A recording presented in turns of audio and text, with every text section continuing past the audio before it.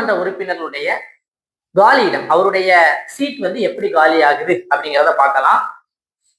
இரட்டை உறுப்பினர்கள். அது என்ன இரட்டை உறுப்பினர்கள் பாருங்க. இப்போ ஒரு பர்சன் இருக்காரு, அவர் வந்து மக்களவைக்கும் மாநிலங்களவைக்கும் இரு அவைக்கும் ஒரே நேரத்துல தேர்வு செய்யப்படுகிறார் அப்படின்னா அவருக்கு 10 நாள் டைம் கொடுப்பாங்க. அந்த 10 நாளுக்குள்ள அவர் மக்களவை வேணுமா மாநிலங்களவை வேணுமா அப்படின்னு முடிவு பண்ணணும்.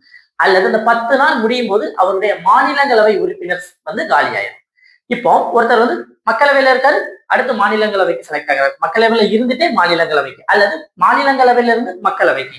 அப்போ எந்த அவையில இருந்து எந்த அவைக்கு போறாரோ அவர் ஏதாவது ஒரு சீட்டை தான் என்ன பண்ணணும் அப்படின்னா ஹோல்ட் பண்ணணும். அல்லது முதல் அவையான மக்களவையோ அல்லது மாநிலங்களவையோ காலி ஆயிரும். இப்போ ஒருத்தர் இருக்காரு, மக்களவைக்கு 2 தொகுதிகள்ல இருந்து தேர்வு செய்யப்படுகிறார், அல்லது மாநிலங்களவைக்கு 2 தொகுதிகள்ல இருந்து தேர்வு செய்யப்படுகிறார். அந்த 2 தொகுதிகள்ல எந்த தொகுதி வேணும் அப்படின்னு சொல்லிட்டு அவர் முடிவு பண்ணணும். அவர் முடிவு பண்ணல அப்படின்னா 2 தொகுதியுமே வேக்கண்ட் ஆயிரும். இப்போ ஒருத்தர் எம்எல்ஏவா இருக்காரு, எம்பியா செலக்ட் ஆகிறாரு, அவருக்கு 14 நாள் டைம் கொடுப்பாங்க. அவர் வந்து எம்எல்ஏ சீட்டை வந்து என்ன பண்ணணும் அப்படின்னா ரிசைன் பண்றதுக்கு. ஒருவேளை அவர் பண்ணலன்னு வைங்க, அவருடைய நாடாளுமன்ற உறுப்பினர் பதவி வந்து என்ன ஆயிரும் அப்படின்னா காலி ஆயிரும். இதுதான் இரட்டை உறுப்பினர். புரிஞ்சவங்களுக்கு அடுத்து தகுதி நீக்கம். தகுதி நீக்கம் பத்தி ஆல்ரெடி நம்ம படிச்சோம். பீப்புள் ரெப்ரசன்டேஷன் ஆக்ட் என்ன சொல்லுது, அரசியலமைப்பு என்ன சொல்லுதுன்னு பார்த்தோம்.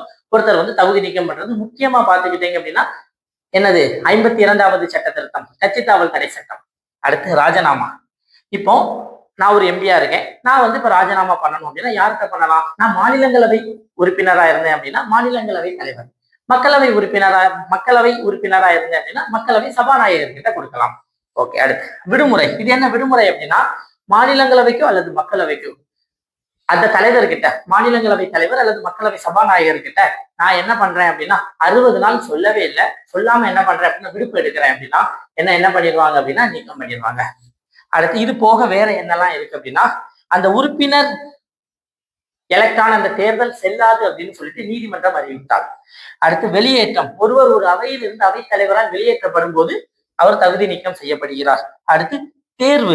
என்ன தேர்வு அப்படின்னா ஒரு மாநிலங்களவை உறுப்பினர் அல்லது மக்களவை உறுப்பினராக இருப்பார், அவர் குடியரசுத் தலைவராகவோ அல்லது துணை குடியரசுத் தலைவராகவோ தேர்வு செய்யப்பட்டார். நியமனம்.